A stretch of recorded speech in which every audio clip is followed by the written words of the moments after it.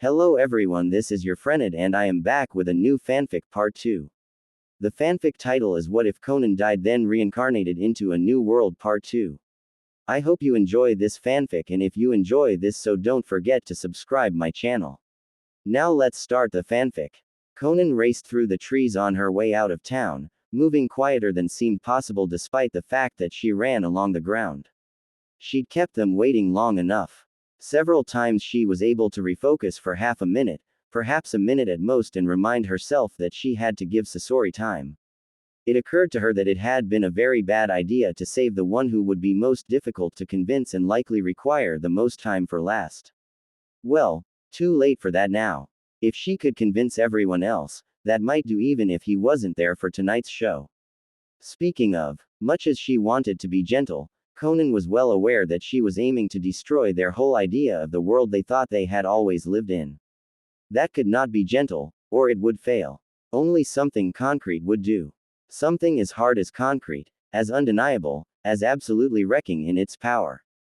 I almost feel bad for them. She turned left on the road that she knew had patchy yellow lines on it, though it was too dark to see them at night. The beginning had been planned all along by some part of her she didn't interfere with and readily came to her mind as soon as she called for it. However, nothing else was in place. A devastating blow. Then what? What would she say? No, the question was not what she would say. She only meant to tell them the truth, after all. The question was, how would she say it?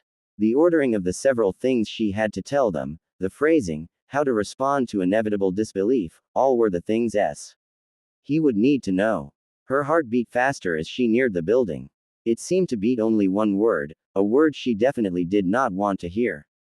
A plan could be restructured, even one for which there would be no second chance like this one. At the very least, if she had a plan and it failed, she could look at the plan, see where it failed, and add it to her collection of experience. The word that she could not help thinking of required something else, a display of herself in her entirety. If it failed, her entire collection of experience and everything she was would fail as well. Her palms sweated. She dried them on her cloak as she slowed to a walk and tried to become more urged. Her heart continued beating away. Improv, improv, improv, improv. Konan strained to keep her face flat as she opened the door. The sound of laughter greeted her as she walked down the hall. You know, if they weren't all holes, I'd call you a Disney prince. Hidan, I suppose you still could. It doesn't occur to me to think of actual princes from Disney. I thought of the meaning you meant before that one. Does anyone agree? Nagato, I did as well, but isn't it a little undignified? Kakuzu, with a hint of humor on the last word. I am not the guy equivalent of a Disney princess. Yahiko, she could almost hear the blush. A Disney princess is a character type defined by having a strong relationship with animals, to the point of calming normally dangerous ones. ND being able to command smaller creatures.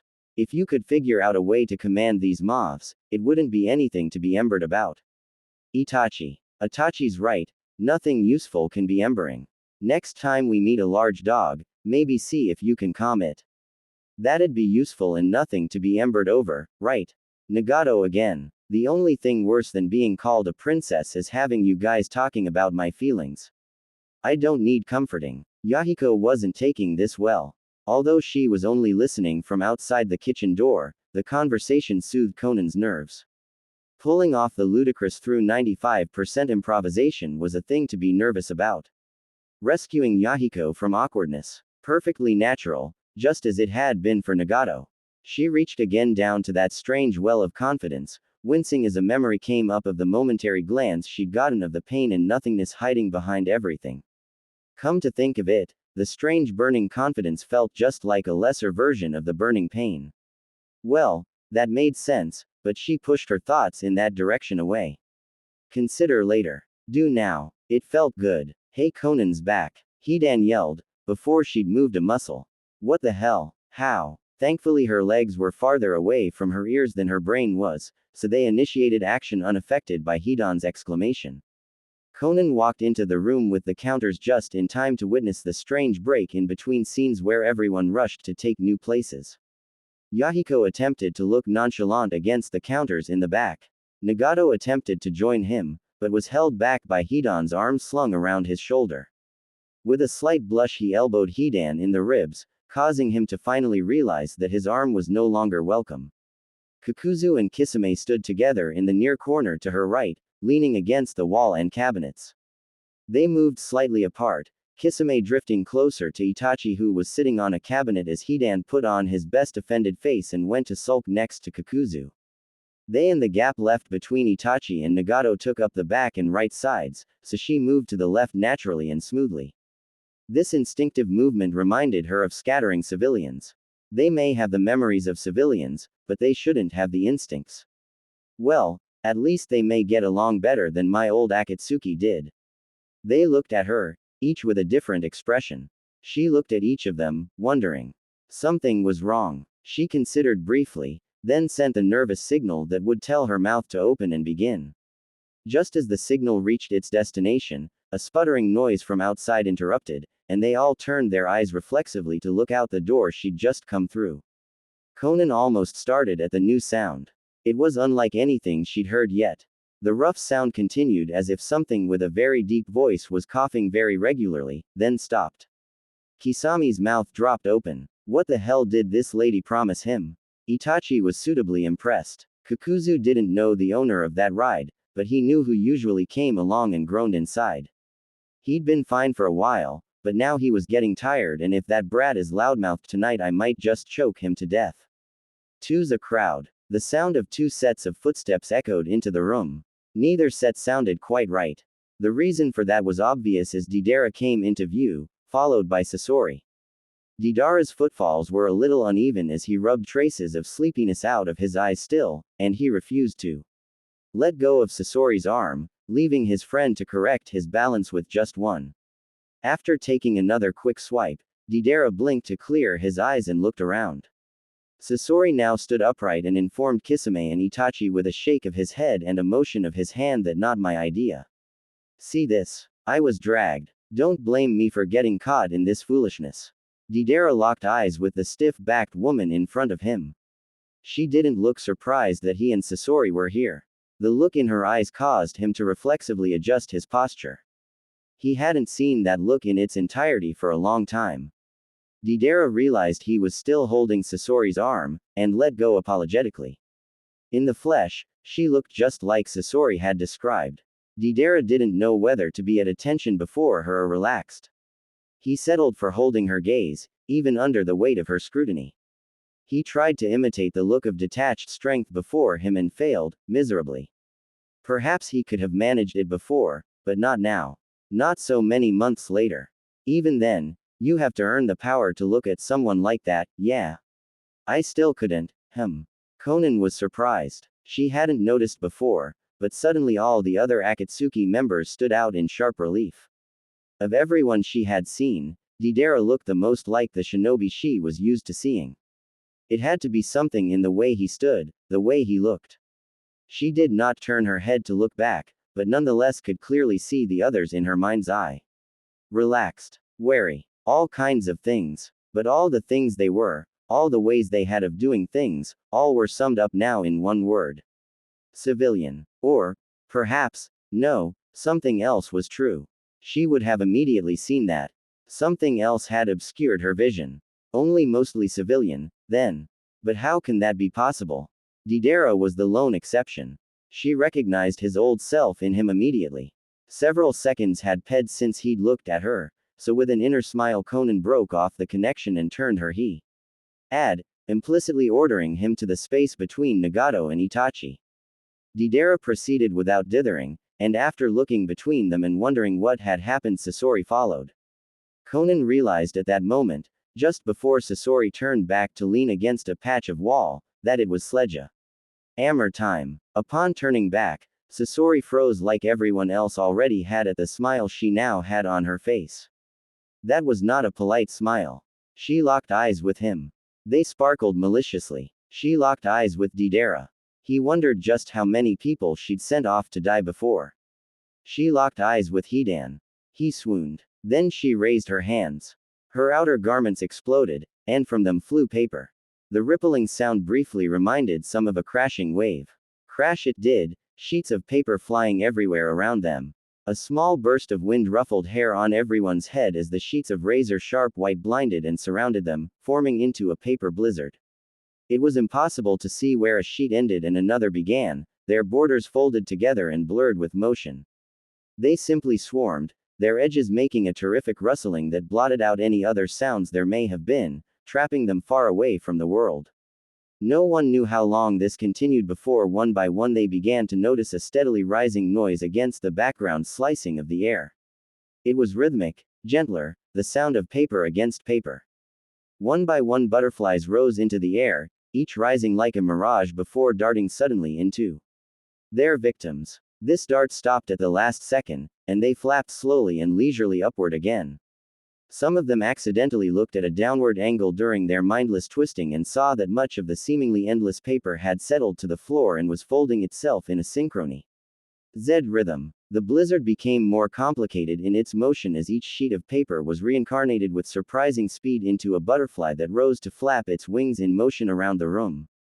Yahiko was the first to truly take the blow, when a butterfly fluttered softly out of the fracas like a dream. It danced before his uncomprehending gaze before slowly, softly, just barely touching the centerfold of its butterfly body to his nose. His mouth began to work up and down soundlessly, calling in other butterflies to brush their wings against him. By the feel of it, several settled in his hair. The first one to brush his ear made him blink and make a sound. It was an incoherent squeak. Hidan was much more coherent when one of the butterflies in front of him made a sudden jerk in just the right way. In a flash his hand lashed out and batted it from the air. It did not fall, but before it could rejoin the swirling chaos it was snatched and held in a loose grip of his fingers. Operating on instinct, he brought it to his face and sniffed it. The blizzard closed in, the butterflies tightening their flight paths until it was impossible not to crash. Crash they did, bouncing off the outer garments, hair, and skin of the people standing in shock until they too began to reach out and interact. As they reached, each and every butterfly was suddenly pulled away from them and drawn up toward the ceiling, till all the blizzard was gathered under the gray tiles. With various exclamations, and one gleeful giggle, all noticed Konan was no longer there in the same space of a moment and a half. Then the blizzard came back down, flooding the room again, except in the few moments they had looked elsewhere each butterfly had unfolded into a plain sheet of paper, not a crease to be seen on any one of them. A whirling cyclone descended then inverted itself, forming into an upside-down funnel wider at the base than at the top with the base several feet off the floor. The paper either ceased to exist or changed color, no one could be sure, until a black shape with red clouds on it appeared in the air. The last few sheets of paper completed the shape by splitting into two streams and being absorbed through the back, briefly creating the illusion of wings being reabsorbed. Then the fluttering sound stopped entirely, and only Konan was left. She hovered in the air, her hands still raised and put together in that sign they had seen before, and gently came back down. Her eyes looked down on them and did not move from their faces. As she spread her legs somewhat and landed gently, her cloak billowed around her. The air was greatly changed. Nobody moved. Hidan threatened to fall down under the force of everyone else's not moving. Some of them moved their mouths, but could not yet say anything. What could be said, after all those ghostly little jarring impacts? Konan smiled sweetly, and undid the seal. A few of them noticed the change in the air around her, but were unable to put a name to what they felt. They'd learn soon enough. Folding her arms across her chest, the kunoichi stepped forward. Some of them flinched back. That was unreal, she said, taking the words right out of their minds. Impossible. It cannot happen in this world. I do not deny it, that was. I broke the rules of this world. But, she smiled, and her eyes flared with triumph, I did not obey the rules of this world in the first place. How could I? It is not my world. She swept her arm out to indicate everything. None of this, not a single particle, belongs to the world I belong to. I am here not of my own decision or will, but because I have died, and whatever may be in charge of our worlds has declared this to be my next one. The world I am from has very different rules. By its rules, I am not unique, and this is perfectly real. The technique I just used was a form of ninjutsu, created by manipulating the chakra inside my body in a specific way, aided by hand seals. That basic principle is common, absurdly so. Unless one has a very rare defect that prevents them from manipulating their chakra, anyone could use hand seals to perform jutsus if they had the chakra and training. That paper jutsu is mine, and mine alone. But there are many others, too many to list the names of even in a very thick book. That's where all of you come in. Quote, she swept her gaze across the pale, enraptured faces of the men gathered before her. Have any of you come to wonder over the past few months why it is that everything in you seems unreal? Why somehow, for no reason you can remember, you are fundamentally misaligned with the world around you? Why you have never felt so misaligned before? You may have come up with any number of incorrect ideas, failed to come up with anything at all, or perhaps stumbled upon the correct reason but dismissed it. Regardless, the truth is the same. Just as I am not a person of this world, neither are you. She paused for a moment to let the impact wash over them. Oddly enough, most of them showed no reaction beyond some very subtle changes in the way they looked at her. Sasori looked about to say something, but Deidara's hands involuntarily began to clench within his field of view, so he said nothing. Nagato looked as if he was going to be the first to recover his wits, so Konan moved on. The memories you have of always having belonged here, always having been a person belonging to this world, those are false memories. In reality, the past months you have spent in bewilderment are the only months you have spent in this world. In reality, something led her to pause for a moment there.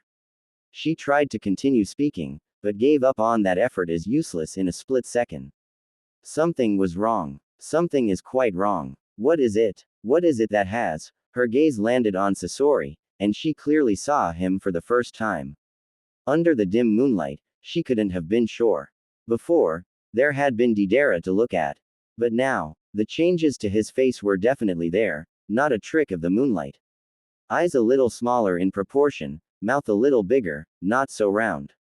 His hairline was a little higher. He was as tall as Deidara.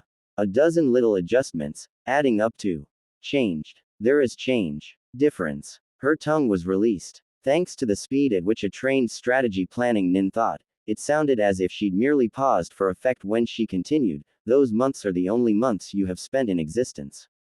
I died. Now I am here. I remember. I know all of you. All of you come from the people I knew and worked with, until each of your original selves died. Sasori was first. Kisame, I had not even heard the news of. He must have been most recent.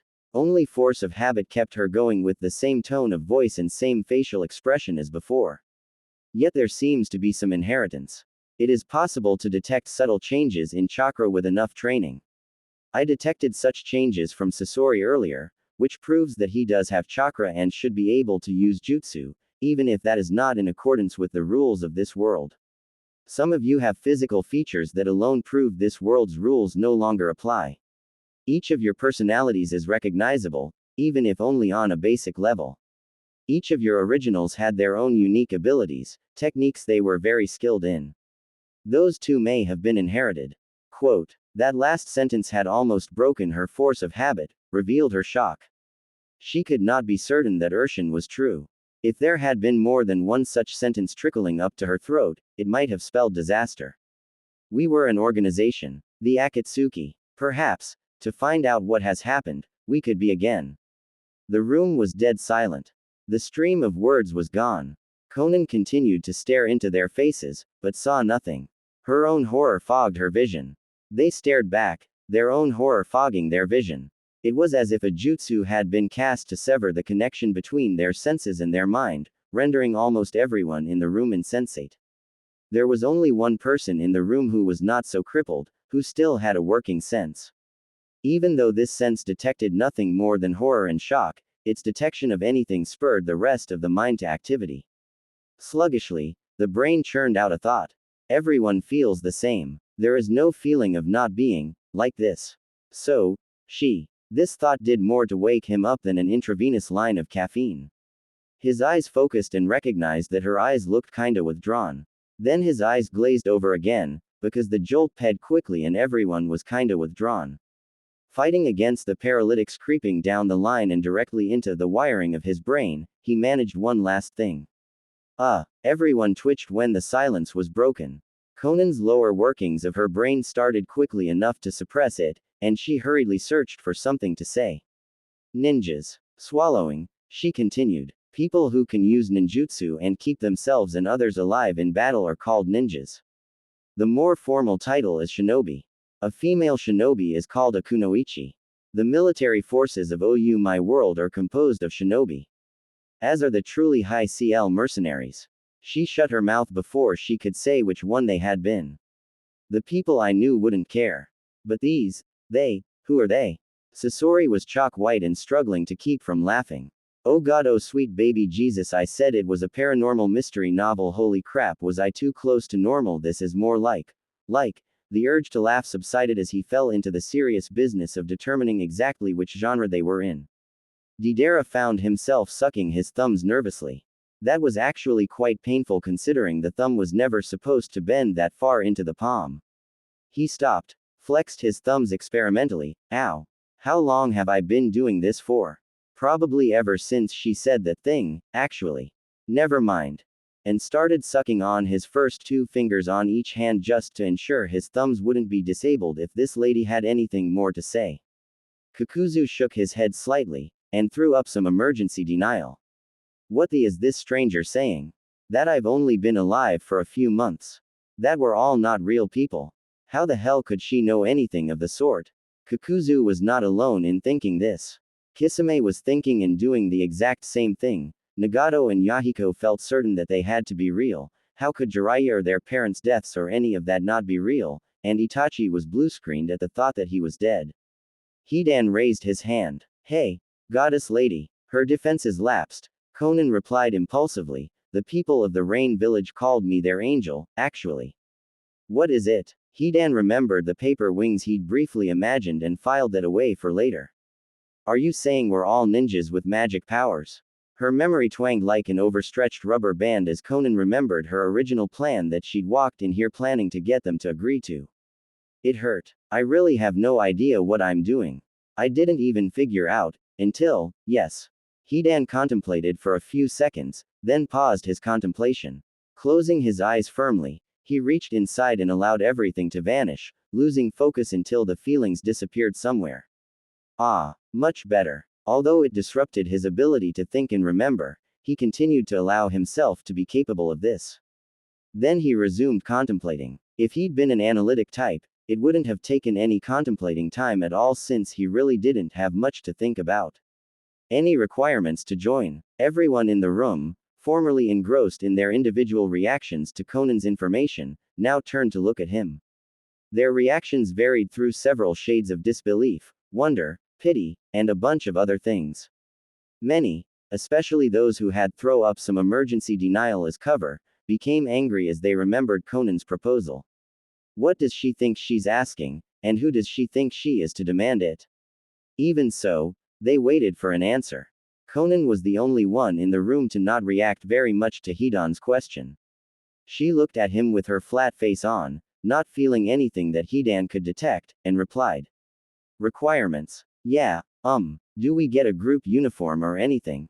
There was no change in Konan, although she did make an effort to move her face more as she spoke. What do you think I'm wearing? Gasp. Hidan's mouth fell open as he vividly pictured himself wearing a cloak similar to the one she wore. So bad. I would look so good in that. I would sell my soul for this opportunity. Without even needing to think about it, he followed up with, any special gear? At this a ripple of pain ped through her, and her flat face turned translucent, allowing some feeling to show through. With a look of sadness that reminded Nagato of why he and Yahiko had come, she spoke slowly. Your original had a special weapon, yes. As did Kisame. Your original wielded a scythe as tall or taller than himself, with 3 red blades. Kisami's used a special sword called the Samahata. Samahata was alive, cut enemies with large razor-sharp scales, and 8 chakra. Nobody else used any unique weapons as far as I know. The emergency shield of denial fractured into a GL mist instantly as Kisame froze. Samahata. How does this lady know about Samahata?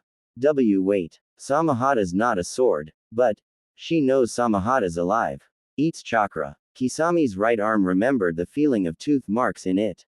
Fish. Shredded. Never eaten. Oh my god. She's. His vision swam before him, rearranging itself into a scene crystal clear yet unfamiliar.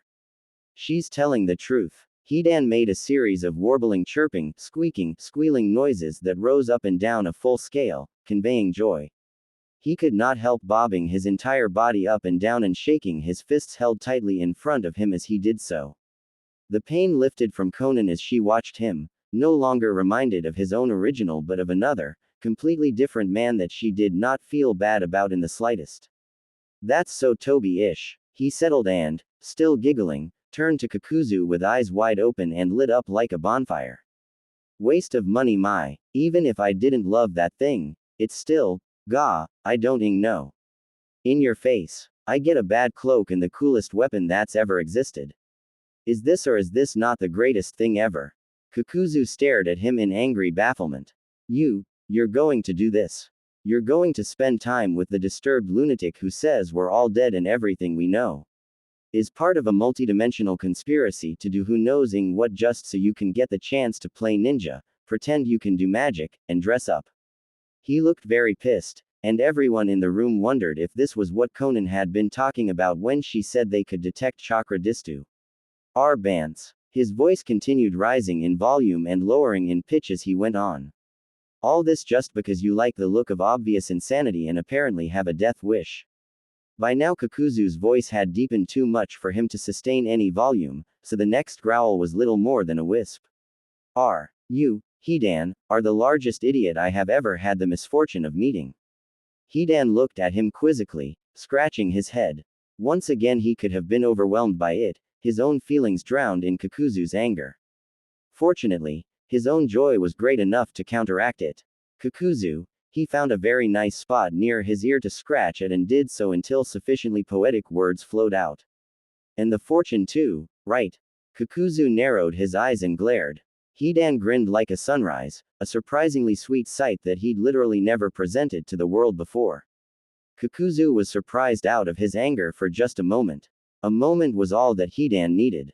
You wouldn't want to be bored, would ya? You wouldn't want to be only partial, would ya? You are, Kakuzu. You're partial. You'd never do anything except beat people at gambling, get angry sometimes, and sit there with your money if I wasn't around. That's still most of what you do even with me around, except since I am around, you can take occasional breaks from being just that shit. A light flashed somewhere. His smile dropped into a questioning look. I wonder if, maybe, other you was more complete, or at least if there's reasons why you don't do very much. I mean, why are you, what the hell are you, anyway?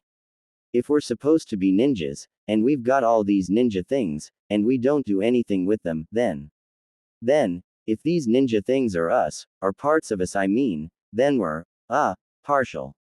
Because, those things are just gathering dust somewhere and they're missing.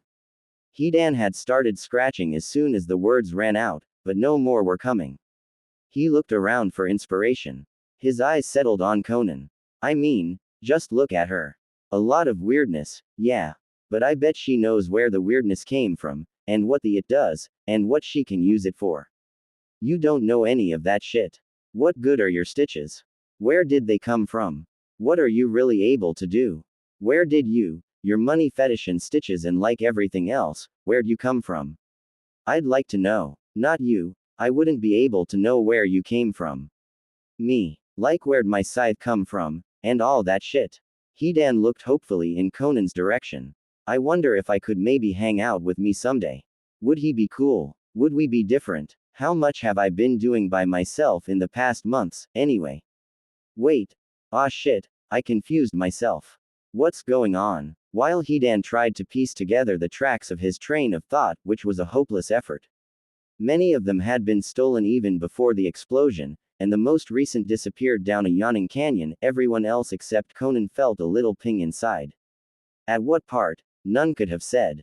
Konan felt several parts of her freeze back over as she tried to answer the question. If you could, of course. Of course you would. I'm sure that a dedicated, loyal predator would be very cool. All at once the urge to just get everyone else away sprang up, against which she was powerless. Her hands tightened into fists. A direct line was established to her eyes, which flared. I will be in the front lobby. Any questions the others may have started to come up with were silenced at the scorching brand in her eyes. The air turned razor sharp and everyone was suddenly afraid to move. It returned to normal within the space of a second as she left, almost too quickly to track with the eye. Hidan abandoned his efforts and put his priorities back in order. In accordance with them, he raced out of the room not 2 seconds after her but turned in the opposite direction. Having explored the building thoroughly earlier, he raced to a room with a large enough window, opened it, jumped out, and took off into the woods. All this in just over 5 seconds. Yahiko and Nagato shared a look. She doesn't look like she likes this any more than we do. With a sympathetic look on Yahiko's face at the thought of her situation and a nod from Nagato, they understood what they had to do. Deidara snuck a look at the palms of his hands. How much of me does she understand? Maybe she can tell me about these too, huh? Sasori didn't tell me anything else, just that she looked ex-military, yeah. I never actually let him say anything else. Who the hell cares? It's Christmas, yeah, March 20th, actually, but Christmas anyway. Sasori had not the slightest idea what genre he was in. He decided to give up on finding out and just go with what he wanted to do. What do I want to do? He turned to his right and saw Deidara beginning to smile and looking at his hands, which were smiling too. Oh, of course. There was no choice to make after that. Itachi had often wondered about himself. Who and what am I? Where do I belong? There was no choice to make. Kisame was still frozen. She was right about Samahata. Everything she said. Wait, no. Click fallacy. Just because she was right about Samahata doesn't mean she's right about everything else. Even so, the curiosity that had inspired him to stay in the first place sparked again. How much else is she right about? Kakuzu didn't have any idea what to think. Damn you, Hidan. More than anything else, he felt uncomfortable. Everything seemed to make perfect sense in his memory. All of it was internally consistent. And yet, when each part of it was tied to the present, it fell apart somehow. Like Hidan had pointed out earlier, the cause he remembered for his stitches didn't hold up compared to their current appearance. A lot of things didn't. Almost everything, actually. Everything suddenly seemed uncomfortable, not suited to him. I didn't need to hear anything she said. I didn't want to. Why did I even agree to this? The answer was quite simple. He'd agreed because Hidan had made him agree, because the little dipshit needed someone to look out for him. Stupid kid was going to get himself killed with a smile on his face before too much longer. Kakuzu had no idea how he'd even ended up in this position. He'd never made a decision to look after the kid beyond the first couple days. Yet somehow Hidan just kept showing up, forcing him into new and uncomfortable situations.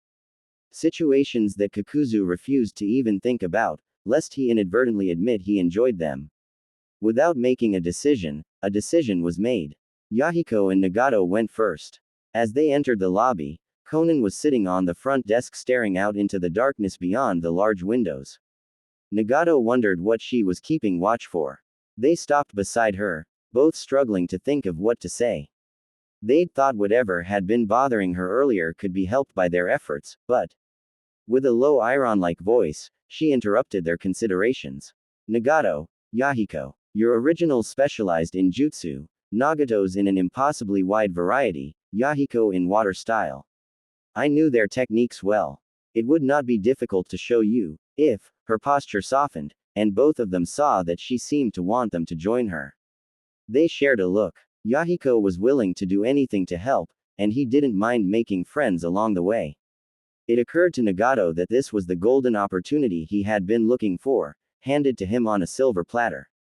A way to stay near Yahiko as he wanted yet also forge other connections, distance himself as he also wanted. They turned back. So, see you, here. Will this be our place if anyone else joins? Yahiko asked. Konan considered. Eventually she said, cautiously, I'm not sure what you mean by our place. Of course you will be fully allowed to continue whatever lives you have, outside of the Akatsuki. Quote, yeah, but we'd need facilities, right? Some place to keep our ninja stuff, a training room, somewhere to meet. A group should be together, or it's not much of one. I guess here's a good place. He had a point. No such accommodations had been necessary before because all Akatsuki members were already elite ninjas by the time they joined, but these ones would all have to train together. She would not have to, of course. Not in the same way. Konan continued to studiously stare outside, away from them as she replied, sound reasoning. I'll mention it to anyone else who comes out this way. The pair looked back at each other, unsure, before deciding the best course of action was to leave. As they walked out to their car, Nagato started to turn the possibilities over in his head.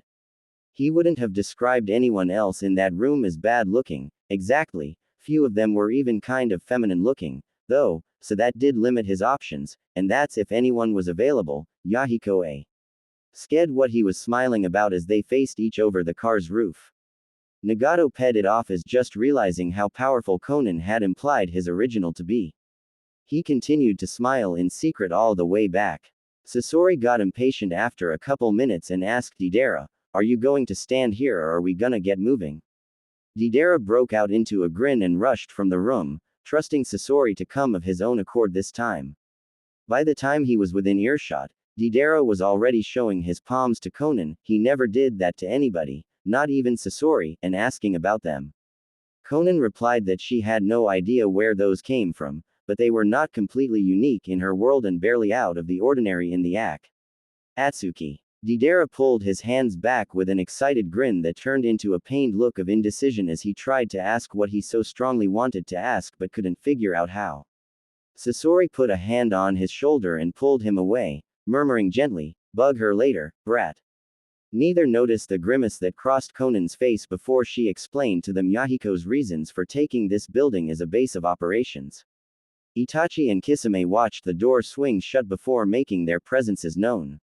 Tacitly, they agreed to not talk about their current activity until such time as it seemed normal. Konan made a comment about Itachi's eyes suggesting he should investigate them sometime, and asked Kisame if he did have Samahata in this world. Kisame didn't want to give her too much information yet, so he only replied, yes. She made sure to mention he could bring Samahata whenever he felt comfortable doing so, which was very courteous. Kisame allowed her to see his back fully turned as he left, wondering about how his first experience living with people not his parents would turn out. He wouldn't have agreed if not for having seen that there were enough rooms for everyone to sleep alone. Finally, Kakuzu emerged. He just stared at her, narrowed his eyes, grumbled and shook his head as if he couldn't believe what he was getting in. 2. With a sigh, he asked her to please make sure Hidan didn't get any caffeine or sugar. She sensed he was not in the mood to hear her speak anymore, so she didn't. With everyone gone, the building was quiet. She wondered if Nagato and Yahiko felt this quiet, across the uncrossable space. She continued to sit there on the desk for some time after everyone had left. The lobby was dark, only her flower shone in the faint moonlight. It felt better to sit there unseen while she wondered what to do. Why am I here? The question was unavoidable. There was physical evidence that the ninjas she knew were not actually the ninjas she had known. So why was she there? Konan saw, in her mind's eye, another woman, like herself but not the same person, laughing with the strangers that called themselves Nagato and Yahiko as she had done in another world. That woman could have been perfectly happy with them, they could have all been complete. That woman would not have her terrible memories, would belong here. A terrible thought occurred to her. I exist, and she doesn't. Did I do something to keep another me from existing, to keep them from having her in their lives?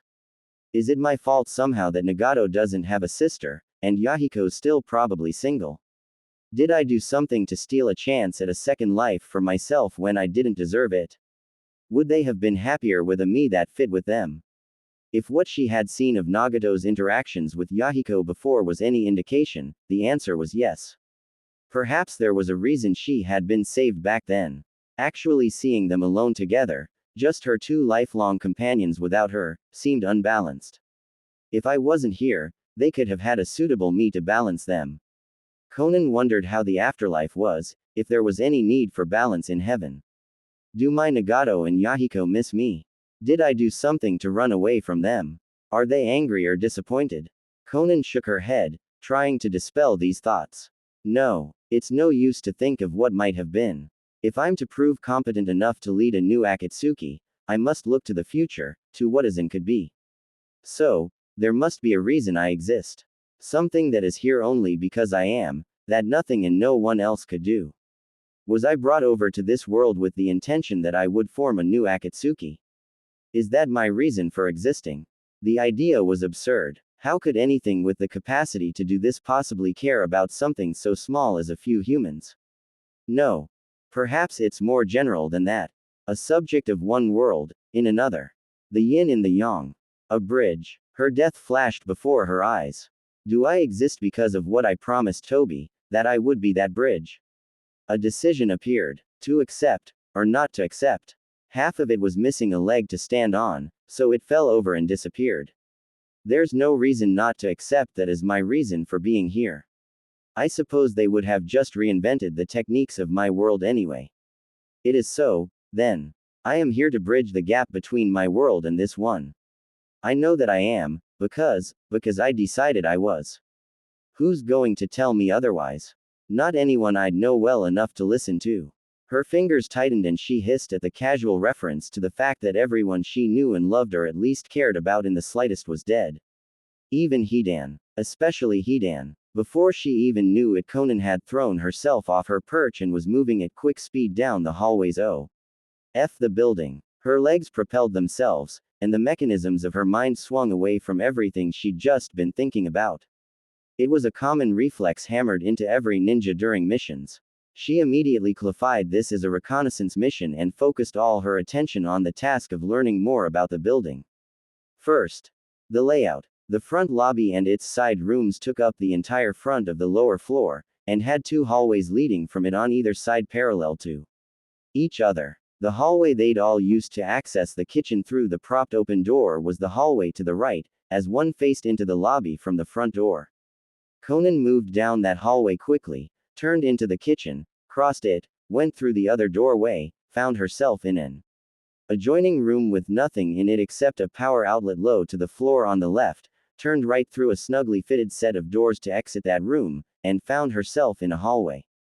Turning to her right, she walked around the corner and found the kitchen's doorway. She turned back and crossed the hallway entirely, turning left when it ended, and the lobby reappeared. So, the lobby and the cross hallway appeared to form a rectangle, with the kitchen and small room going through the intervening space. On each side of this rectangle she'd seen one room, seemingly not used for guests. The guest rooms were probably the ones beginning at the two far corners of the rectangle and continuing down the building. She went back down the left hallway, noting several rooms on this side. It was long and ended abruptly, turning right into another cross hallway. In the middle of this one stood a set of stairs, and behind the stairs a back door leading onto a small stoop covered with bird poop. She continued through the cross hallway until reaching the other side, which had instead of a room at the very end a sunken stairway leading down to the left. Konan was intrigued and descended, finding a small door at the bottom in the left side of the wall. She opened it to discover a large open space. The ceiling was low, but the area was vast and obviously took up the entire space underneath the cross hallway. The floor was metal. Konan dismissed the obvious thought immediately. The room had probably been used for storage once and could be used as such again. There was no reason to have to torture anyone in this world anyway.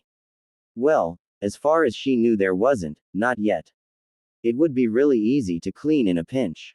Being right beneath the rest of the building would pose a problem, but as she looked around the soundproofing possibilities began to appear before her eyes. Konan shook her head, cleared these thoughts away for later, and returned to the ground floor. Again she traced her steps in the direction of the front of the building. It seemed to appear after only a few steps in that direction. Every other room had been neatly closed or at most just open enough to peek into. This one was wide open, which Konan saw as she approached by the amount of light spilling into the hallway from it. This amount wavered a little as the door moved back and forth in the air, movements coming from the open window. Konan stopped, looked and listened all around, sensing nothing. There was nothing outside the window but the forest.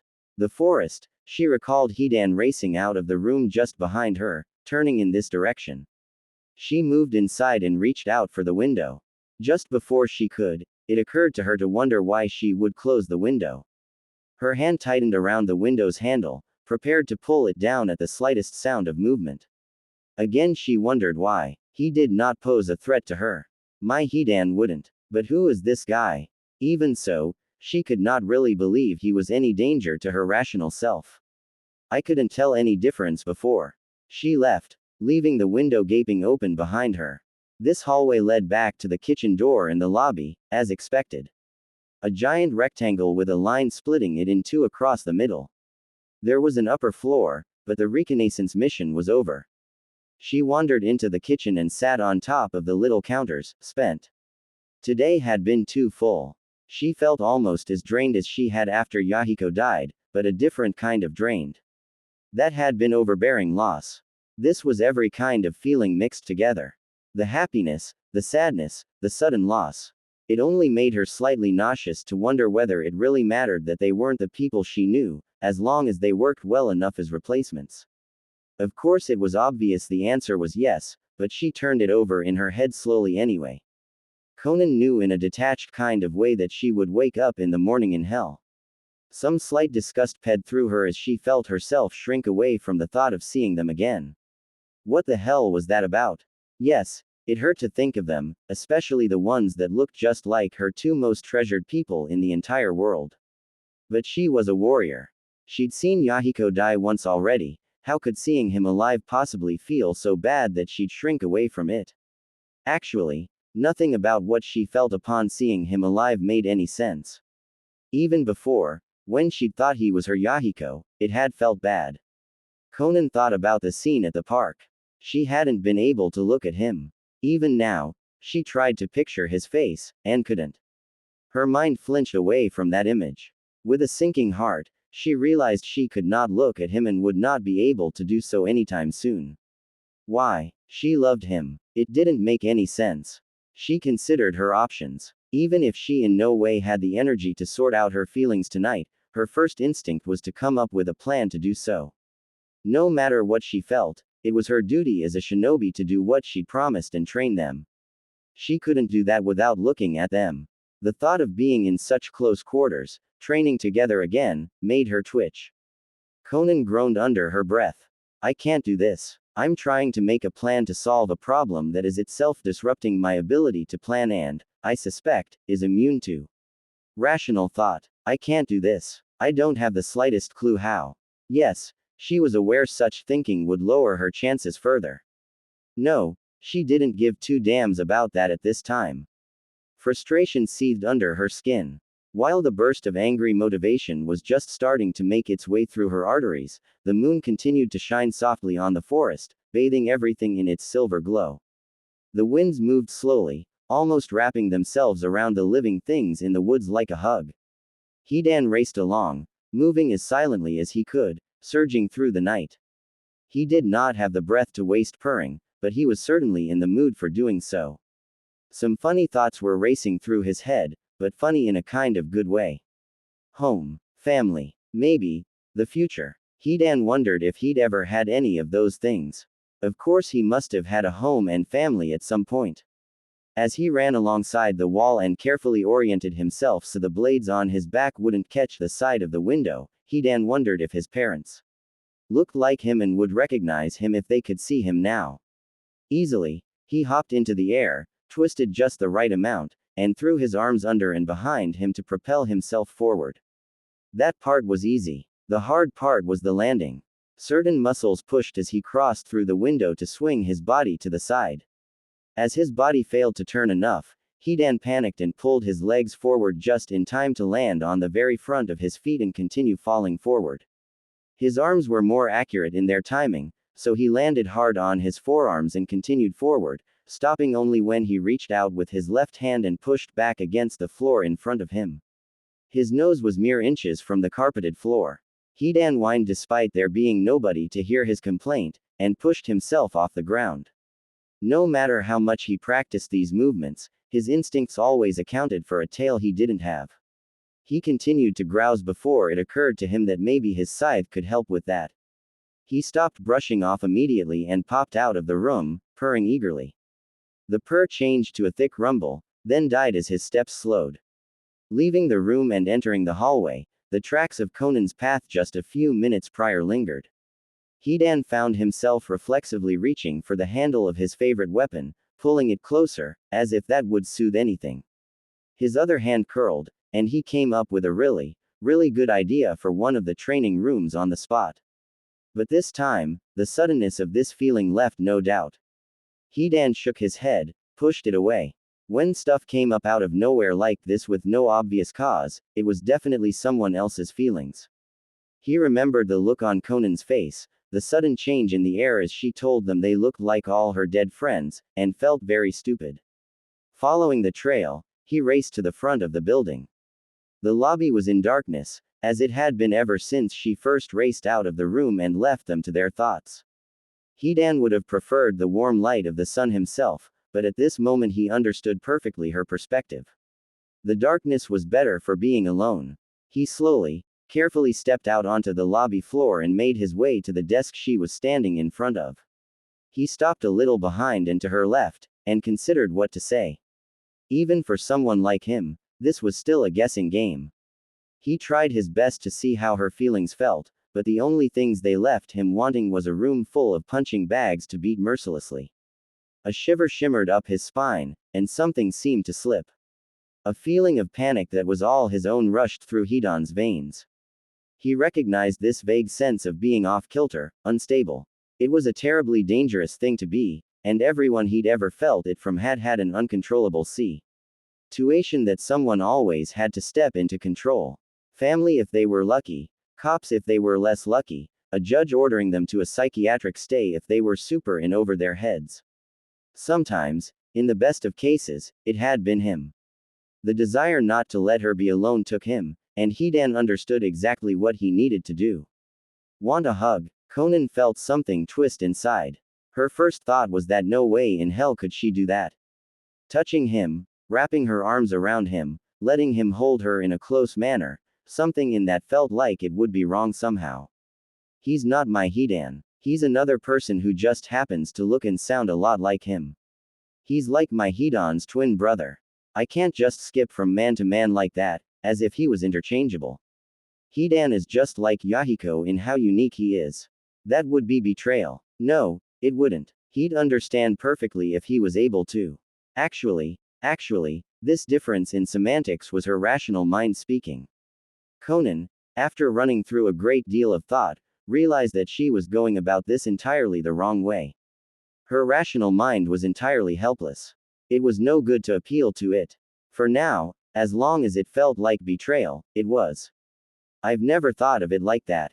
I've never decided my own reality like that. I don't know how to think in this way. Fortunately, someone did, and he was standing right there waiting for her. Konan turned and looked him in the eyes. He looked faintly worried at first glance, but grinned before she finished turning. He wondered how much directness she was used to, then decided, screw it. He was a direct person, she'd have had to get used to that before, so onward. He reached out his arms and held them there, an invitation to step into them should she decide yes. Konan hesitated. It still seemed wrong, but looking in his eyes, there appeared nothing but a desire to make her feel better. Why is that look there? Sometimes, when I've done something for him, Hidan has offered I stance in return because he sees me as being like himself. But this Hidan is nothing like me. Why? She had no idea. All she knew was that stepping into his arms right now would be something very significant. A show of trust. Did she trust him? Hidan's arms were starting to feel it after a couple seconds being held out like that. He knew he'd feel so much worse, maybe up to triple Terry bad levels even, if he left himself and her to such feelings. He didn't have the slightest clue what he was defending himself from, except that it was awful, and a hug helped with awful feelings no matter what they were, right? So he kept his arms up despite their burning. Konan wondered how long he was going to keep this up, and why. Then she realized she was very stupid. He trusts me. He's inherently unreasonable enough to do that. My whole plan depended on him trusting me. Why did it take me so long to think of that? Such faith couldn't go unrepaid. She stepped forward and wrapped her arms around him. The world dropped out from under her. As soon as her fingers made skin-to-skin contact, she felt it. Without any knowledge or feeling, her knees went limp and he held her up. Conan's perception was far away from such small concerns. Her perception was that the world had turned liquid, no, more insubstantial than liquid, and was now in action everywhere, and she was in serious danger of being swallowed up and dissolved. With no small horror and amazement, she realized Hidan was hollow. Since first contact, his skin and muscle, all that seemed solid in him, had first become as thin as the membrane surrounding an apple, then disappeared entirely. All she could perceive now was that she was in contact with a portion of the liquid reality that hurt, and was on the edge of falling into it. Suspended over the abyss, she could imagine her entire being separated into its constituent motes, never to be reunited again, and said being became almost entirely composed of fear. Almost. Even as she feared falling in, she knew she could not. Somehow, though she couldn't feel it, Conan's being was still attached to her body somewhere, and her body could not pee through Hidan's. Her being could not truly merge with this substance of reality. This inability was not absolute, however. Some things can escape beyond a single person's being even while confined to a physical body. Parts of one's personality and identity cannot, but emotions easily can. So it was that before her perception, the substance of reality that she could only barely stay separate from reclaimed the parts of itself that were in her. The pain of loss, of deprivation, that dull ache that pounded through her entire body and fatigued her was first transmuted, then withdrawn. From a dull ache which tired her and felt uneven and dirty, it became a sharp flash of stabbing, cutting pain, a clean form of pain that drew all impurities out and filled her with energy. The only impurities it drew out this time were itself, the impossible deep blue that was not blue, it was every other color at once actually, but mostly blue.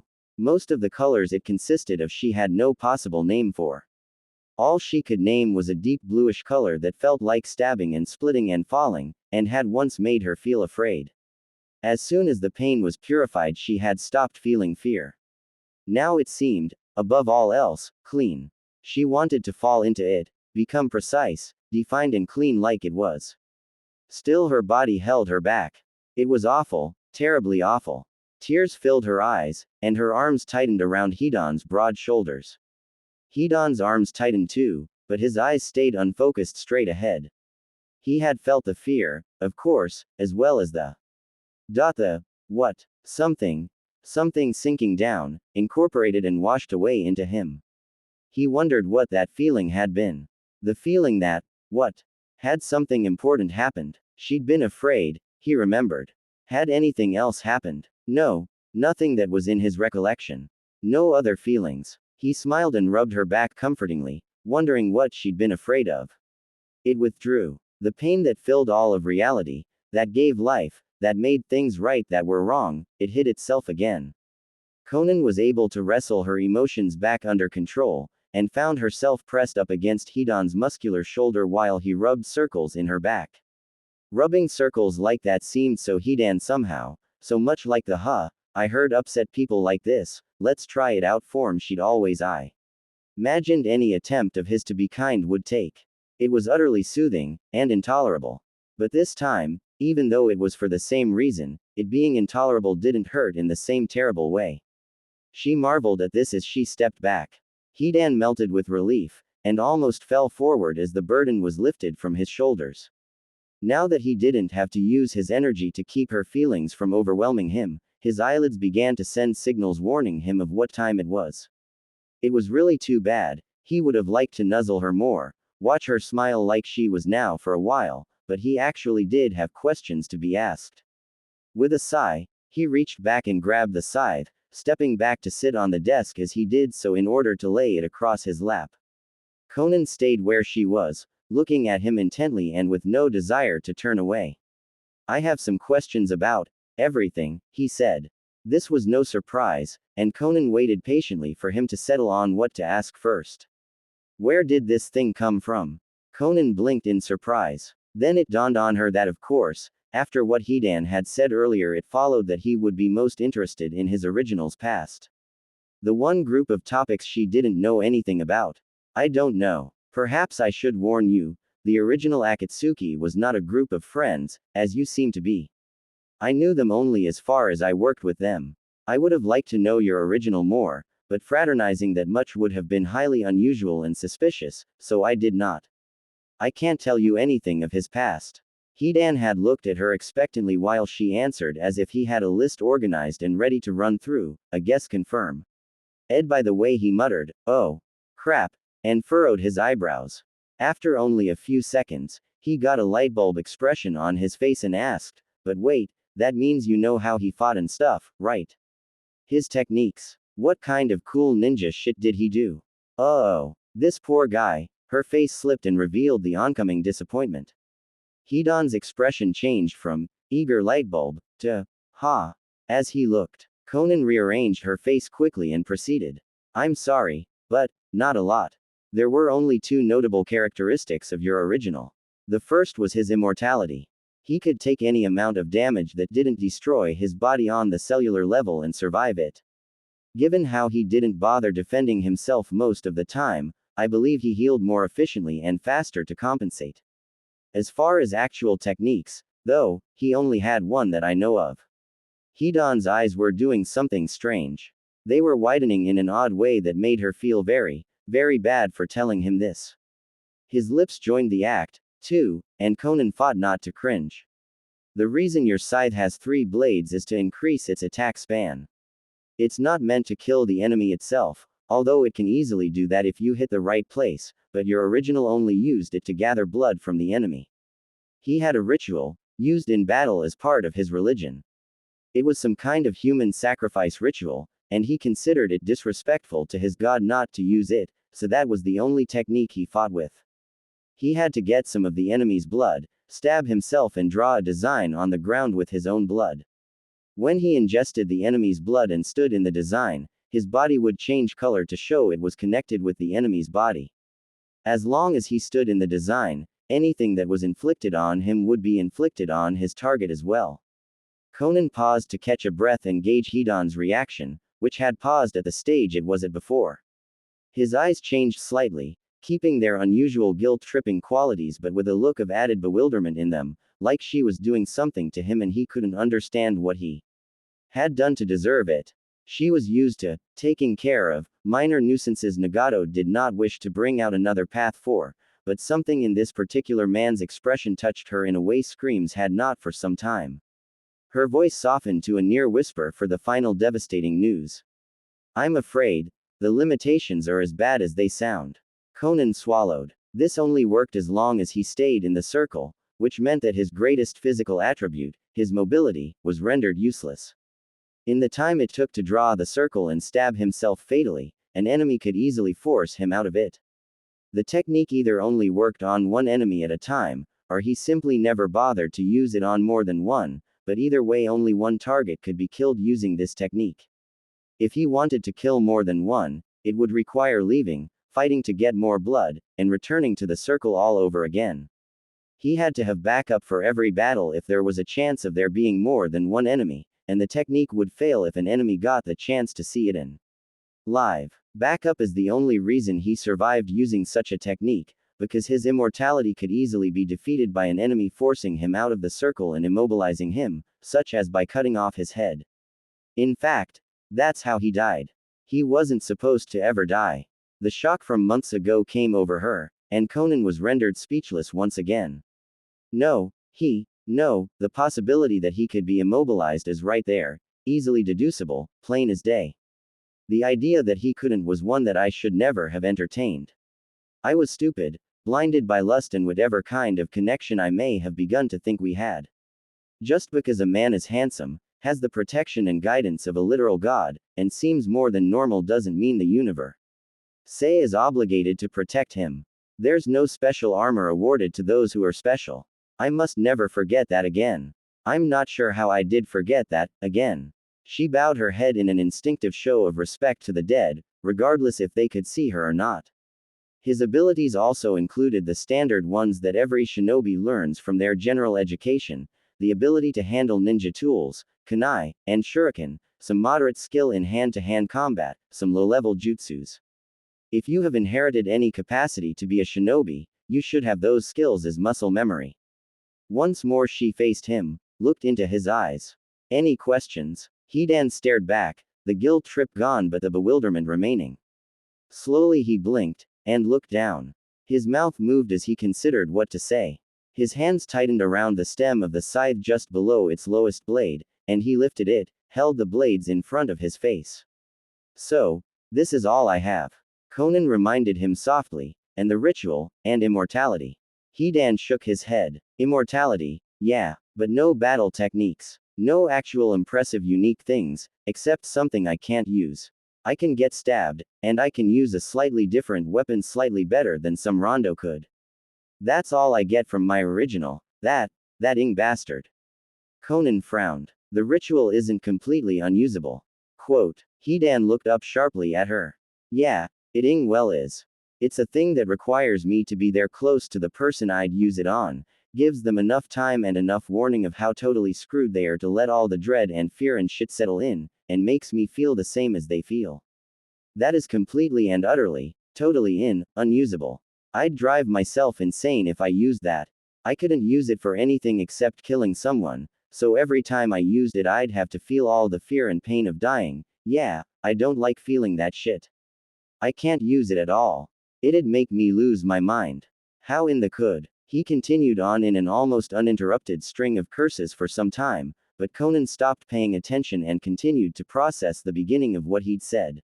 He does feel the pain, but he enjoys that usually because he's a masochist. But he mentioned fear as well. The ritual doesn't make Hidan feel the same emotions as his victims. He's never described feeling fear before. I didn't say anything to imply it did, I only said his body would become linked to their body. I only described physical linkage. Why on earth would he think? Hidan, she interrupted. He looked up with an angry look on his face, presumably at his unhelpful bastard of an original. Konan stared at him and found the inner blaze surging of its own accord behind her eyes as she focused intently. The look dropped and his mouth fell open a little, but all she was focused on was his eyes. His eyes near instantly hummed the focus of a predator, even as they widened in awe. The result was a combination of both. The space between them seemed to vibrate as they both looked with intense focus at each other, and only each other. This time, there was no other business to get in the way. Hidan, how did you know my intentions were trustworthy? She demanded. For someone else, he might not have, but for her he obeyed. You felt trustworthy. With you there, I didn't feel any mocking like, hee, suckers, I didn't feel any anger or desire to hurt, I didn't feel anything except closeness. If you had been untrustworthy, you would have brought in trustworthy feelings and shit with you. I didn't. So, I knew you were okay. The intense focus and burning disappeared from Konan's eyes as she retreated into her own thoughts, though she continued to look into him. Itachi. Hidan lowered his gaze and started scratching his head, feeling suddenly sheepish. They're different people, not the people I knew. Hidan stopped scratching and looked up. The space between them that had seemed so close before now seemed like a cold, uncrossable void. Hidan's arms prickled with goosebumps. But, didn't they seem to have the same abilities? Why? Konan returned to the room, which now seemed much more empty than it was before. She could feel the empty space around them, somehow, as well as the silence. Hidan looked at her, looking just as confused as she was. But he wouldn't he? The exact words Itachi had used before came back, and she did something she'd never done before. She blushed and facepalmed. Hidan felt the ripple of an urge to laugh pee through him, then it was gone. Konan lowered her hand to her side, and the very slight redness she had been able to allow to her cheeks disappeared. My apologies. Immortality was the only special ability he had, but like everyone else my Hidan had some quirks. One of those was unusually accurate perception. He could see things in other people that were not immediately obvious, almost at a glance. He saw some things I'd rather not mention in me, and sometimes made comments about Kakuzu or others that seemed reasonably true, but only if you had certain information that he was never given. She peered closer at the version of Hidan sitting before her. Unlike you, however, This only worked if he was bothering to pay attention or whatever he saw was interesting enough to grab him. The range of things he could perceive was limited, as well. Kakuzu found it very helpful how often he might be asked to take a close look at an enemy and deduce not hing more specific than, what the is wrong with that guy? Or something similarly unhelpful. A great many things he couldn't see, couldn't identify in specific language, or ignored as unimportant. And all he did was see things in other people, not feel them as you claim to. I'm intrigued now about what has happened to change you. As well as why you have to be so different from my Hidan, and who the hell are you, and is anybody else also different from their originals? Let's not forget I might just have to throw out all my conclusions about this world and guess all of again, and most of my privacy will have to go in the trash as well. Hidan was feeling very grumpy. He could be quite sure that wasn't anything he was picking up from her, because she didn't look at all grumpy, and she also wasn't the target of vague disappointing vibes, didn't seem tired. And wasn't acting like she felt at all uncomfortable. Not to mention that he had no idea how to feel about the idea that at least part of his having to be constantly swayed in various directions by other people might be because of his stupid original, and even if future him decided that was a good thing, his original would still be a jack. Alright, it was time to shut business down for the day and hit the carpet. He sighed, sat up, and grumpily asked, "Can I use this thing as a substitute tail?" Konan followed his gesture to the red scythe in his lap. "You may try and tell me if it works." "Cool beans. Let's make a deal. Since I could feel you earlier having all kinds of problems with all your friends being dead and all, let's shake on it. Let's shake on us being, like, new friends for ya. We're new people, so that makes us new friends. Would that be good?" he asked, holding out a hand. Konan looked at his hand and thought of Yahiko's smile. "I will not be able to hold up my end of that bargain. Sigh, you'll have to get used to us eventually. I wonder how long it'll take me to get used to having no privacy whatsoever. Nagato didn't use his jutsu to monitor all my activities, after all. She still did not think it would be possible to not think of her versions of them, and said as much. Hidan said nothing, just stared back with visible effort taken to keep his eyelids open, until she relented. Even while tired, his hand closed firmly around hers, promising. "That room with the carpet and the huge window that I used earlier looks good. I'll probably sleep in after all this staying up past my bedtime, so if Kakuzu asks you can tell him where to avoid going. Yawn, happy dream hunting." Konan smiled, and it took no effort. "To you as well." Hidan hopped off the desk, gave her a thumbs up, and turned in the direction of his room. Konan realized she was very glad he'd decided to go to bed, and selected her own room in her mind. She did not feel remotely as tense and uncomfortable as before. It seemed like she would get a good night's sleep. Knowing he would be able to hear her, she followed Hidan's scythe-laden back as he left the room. "Thank you." Hidan dug and dug, throwing all kinds of objects out to his sides. Pieces of paper, fabric, old dolls, trucks, a basketball, a hat, 2 buckets, and a bedsheet all went flying.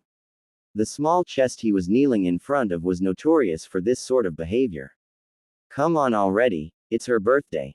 What do you want? What is it? I'll do it, please," he asked. When he next reached into the chest, there was a hidden space. Leaning all the way over, Hidan's fingers just brushed a corner of the object he was searching for and he gasped, but his fingers inadvertently pushed it deeper. He stretched out his legs and reached even further into the chest, trying to reach. In this position he was leaning down into it with only one arm holding him up, so when his hand lost its grip there was nothing else to hold him. He flailed his arms, trying to keep a grip on the precious treasure, but it was useless.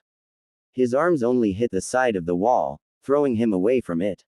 He landed flat on his stomach in a small, dark cavern. In the last light just before all illumination disappeared, he saw the precious object bounce into a small, shadowy corner. It was urgent that he get it in time, urgent. His arms flailed all around, trying to get a grip to push himself off the ground, but he couldn't do it. His arms slid off the ground uselessly, hit what few handholds there were at all the wrong angles. Desperately Hidan tried to crawl across the ground towards it. He screamed, growled, roared, anything to keep the growing sound of scurrying away from it.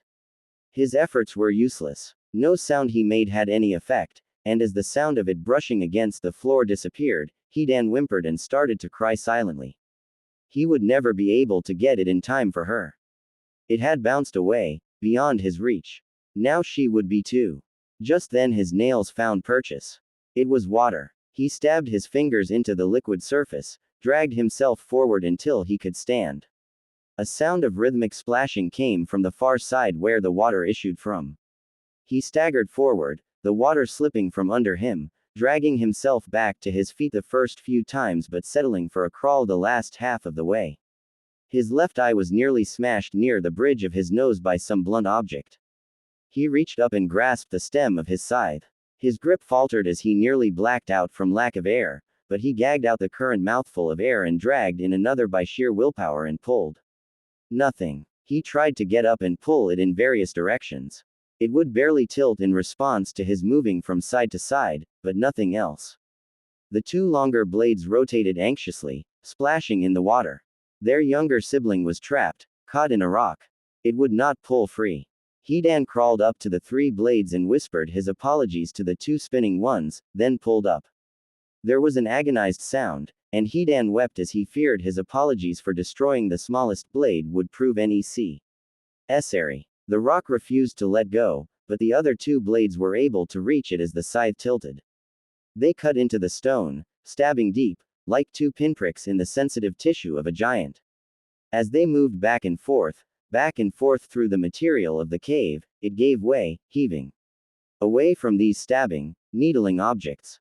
The young blade broke free as the rock split, and Hidan's hand slipped down the neck of the scythe as it pitched forward.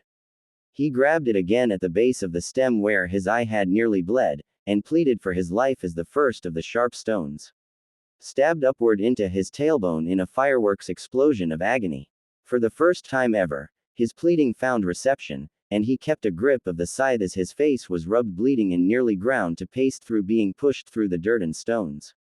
He tilted upwards, and gained a bird's-eye view of the countryside below, separated into neat little geometric shapes of different color, with no other details visible from this height. There was another agonized sound which cut off very quickly, and Hidan looked and saw the topmost blade wedged between two boulders. The boulders were themselves struggling to burst free from their kin, and this position could not be held for long. Just then a flash of white briefly appeared against the mountain below. Hidan struggled to catch more than a vague sense of motion against the white clouds before the scythe slipped. As he jerked forward and almost fell, the vague sense of motion resolved itself into a seagull. It carried against its matted breast a red frog, limply dangling and at risk of falling. Hidan's anger boiled over, and he threw his body into convulsions, swinging himself back and forth, until with a roar he let go and launched himself down at the bird. It whirled away, but his hands lashed out, grasping for the air, pulling him nearer through sheer force of desperation and fear until he grabbed securely the bird's left leg. It shrieked and dipped, and Hidan's guts were rearranged in their cavity while it fell. He held on, for above all it must not fall, the precious gift for. The scythe touched his side gently, leaving a trail of coolness in its wake. Hidan reached his left hand for the seagull's leg, but it wouldn't move. Nothing would. His eyes opened wide, and a field of colored clumps came into view. Was he low enough to see the individual trees? No, it was carpet. His left hand wouldn't move because he was trying to push it through a movable floor, turning himself onto his right side as he did so. The stem of the scythe met the floor and was pushed up, forcing the blades back again over the trail of coolness as they moved more to the center of his back. His right arm was somehow both tense and completely asleep, so he just fumbled it into position and leaned on it to look around. Kakuzu sat on the bed, watching and patiently waiting. Hidan met his gaze and stared back. Kakuzu blinked and looked at his phone, not interested in a wake-up game. The bright lighting shining off the leaves of the distant trees outside told Hidan all he needed to know about why Kakuzu grumbled under his breath as he looked. The older man put his phone away and looked down at Hidan again. "How does that thing stay on your back?" he inquired, raising an eyebrow. Hidan was a little mad from the sudden wake-up. "What thing?" he retorted. The scythe rested against his back, no longer cool but warm to match the rest of his body. Kakuzu figured he had time for pointing out the obvious later. Never mind. Let's go. It's after 10. Hidan's unhappiness disappeared into a puff of smoke at that number. Hey, I got some nice long sleep then. He got up off the carpet, brushed his arms off in case there was any dirt, and followed Kakuzu out the door. They met Konan in the kitchen. Something about the way her eyes changed when she glanced at him told Hidan her dreams had not been of the calm and fluffy sort. He didn't pick up any painful or angry sensations though, so he figured she was okay. Most of her attention stayed on Kakuzu, for he was the one in doubt. What have you decided? She